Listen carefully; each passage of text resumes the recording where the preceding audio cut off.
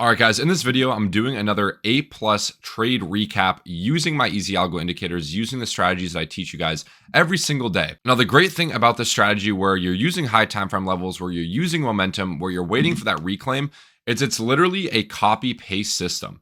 Every single trade that I show you guys using this strategy is the exact same as the one before. There's no new information. There's no new confluences that I'm using. Everything that I'm showing you guys, I've been using for years and years now. I also called this trade publicly on this YouTube channel as a free trade idea. So in this video, I'm going to go over exactly why I took this trade, the confluences that I used to enter this trade, and how you can do the same. So without further ado, let's jump into it. So here is the entry that we got on LDO, called in real time inside the Pro Discord and also on this YouTube channel. Okay, using my higher time frame level and momentum strategy. So we're going to remove all of our drawings and indicators here. We'll come back to these in a second, but I want to show you guys, how I actually found the setup from looking at a blank chart. Because this is a swing trading strategy, we're going to be starting on a higher time frame. Okay, we're just trying to get a general idea of where the market is going to go. So the first thing I noticed, right, is that market structure is bullish. We're making higher highs, right, and higher lows. A higher high,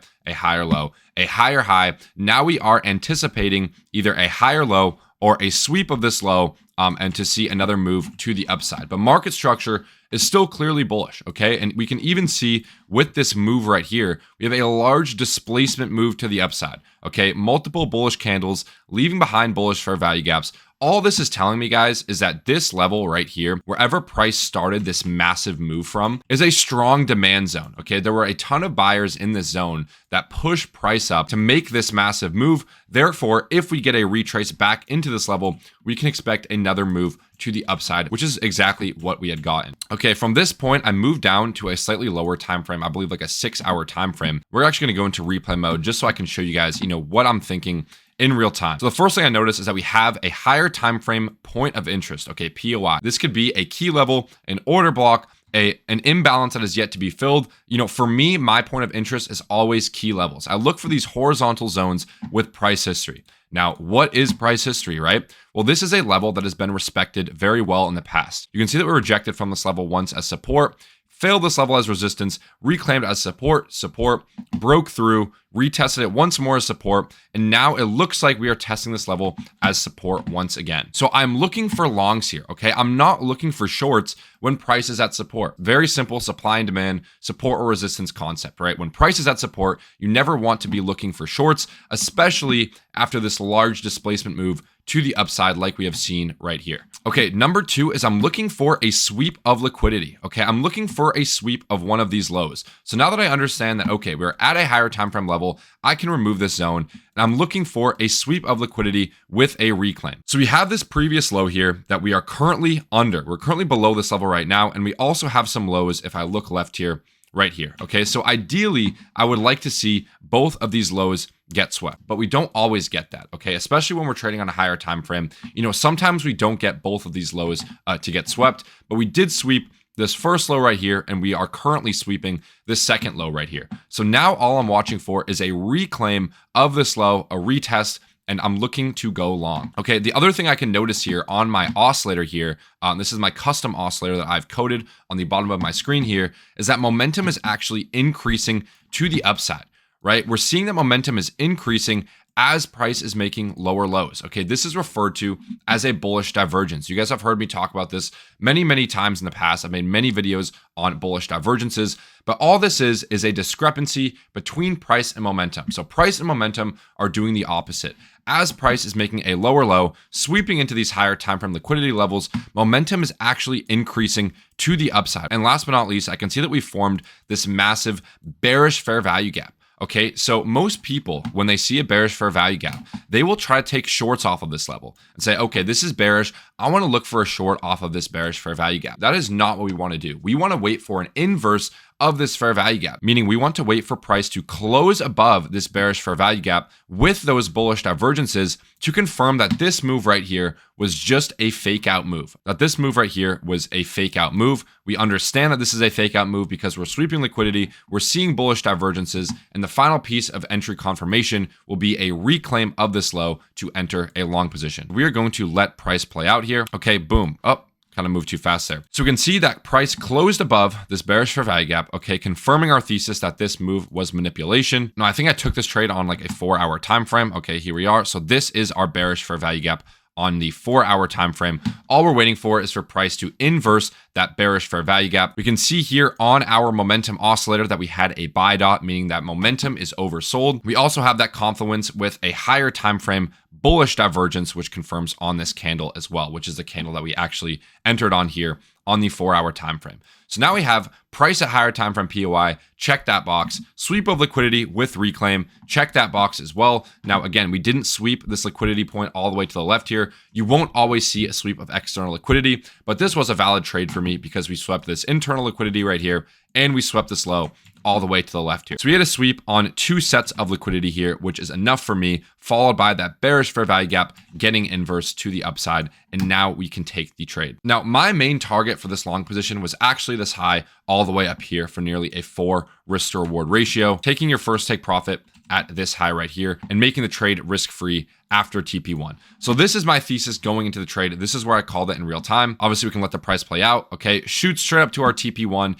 In this case, it actually did not hit our TP2. Actually, I believe in the Discord, I called TP2 right around this level. Yeah, I actually did call TP2 right here. So this was our second take profit for a 3 risk to reward. Obviously, with these 2 TPs in mind, your risk to reward is slightly lower, probably around a 2 risk to reward or slightly higher with partials included. But that's okay, right? That means you can have a below 50% win rate and still be profitable using this setup. And again, because you're waiting for all of these boxes to get checked off, this is a high probability setup. This is an A+ setup, okay? The odds of this trade going your way are much higher than the odds of this trade getting stopped out. Right? You have to think of trading in terms of probability. If you have all of these boxes ticked off, right? You understand where you are on the chart. You understand that you're at a higher time frame level. You understand that you got a swing failure pattern or a sweep and reclaim of this low right here with an inverse fair value gap and bullish divergences. Guys, the likelihood of price dumping down here after seeing all of these confirmations is very slim. This is what you should be thinking to yourself before you enter a trade. Is the probability that price goes up from this level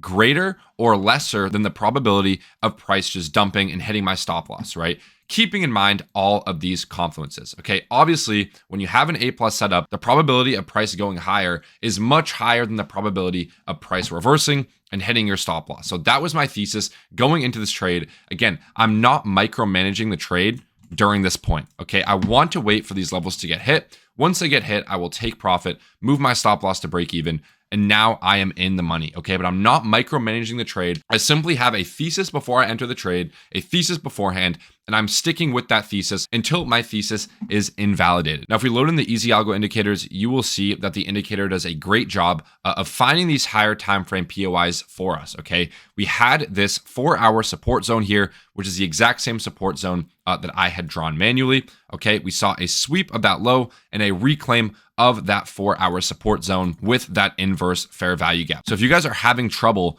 finding these key levels, right, understanding where your higher time frame points of interest are, you can load in the EzAlgo indicators and it will load in these levels for you automatically. That's going to be the first link in the description below if you guys want to get access to the EzAlgo indicators and follow these setups in real time. We also had some other pieces of confluence on the EzAlgo indicators. We had some mild reversal buy signals as well as some AI reversal signals here as well. Now, does this mean that we want to automatically just FOMO along whenever we see these signals? No, but what this is telling us is that, hey, price is most likely overextended to the downside. The indicators are telling us to buy here. Start to look for long positions at this point. Doesn't mean to just enter along blindly at this level, but look for those key levels, wait for price to reclaim those key levels, and then enter a long position because most likely we are going to go to the upside from this point on. But that is going to be it for this video and recapping this A+ setup on LDO. It really does help to have a checklist, which I would recommend all of you guys to have, by the way. You need to actually see your confluences beforehand, right? You need to have a trading plan. So many of you guys don't even have a plan beforehand, okay? Every single trade that I take is following the same system. It's following the same rules. Yeah. Will I see this exact setup every single time? No. I might not see an inverse fair value gap. I might not see those clear bullish divergences, but this is my rough game plan. Every single trade that I take is the exact same. Okay, it's either a swing failure pattern with bullish divergences like I'm showing you guys, or it's the 1-2 setup that I teach. That is it. Every single trade I take is a legit copy paste of previous trades. Now, I sometimes get hate for that. People will be in the comments, why don't you cover this or why don't you cover that? Because my trading system works. There's no need for me to deviate from my plan, to deviate from my system, if I can time and time again come on this YouTube channel and show you guys recaps of these A+ trades. This system works. There's no point in me to change my trading strategy, to change my trading system when I already have one that works. So this is what works for me. It's very simple to follow. The EzAlgo indicator will remove the guesswork in finding these levels for you. The Easy Oscillator will remove the guesswork in finding these bullish divergences for you. It's very simple. You're literally just waiting for things to align on your chart and you're entering the trade. The hardest part is just not to micromanage it. Once you're in the trade and once you have a thesis and once all of your rules are checked off, you need to be okay with letting your thesis play out, right? Not taking profit too early, not cutting the trade at break even because you see some consolidation. This is normal, especially on a higher time frame. You need to let your trade idea, you need to let your trade thesis play out. But that is going to be it for this video. If you guys have enjoyed or found value, make sure to leave a like on this video, subscribe to the channel for more trading content, click the first link in the description below if you guys want to get access to the indicators on my screen here. That's going to be it for me. I'll see you guys next video.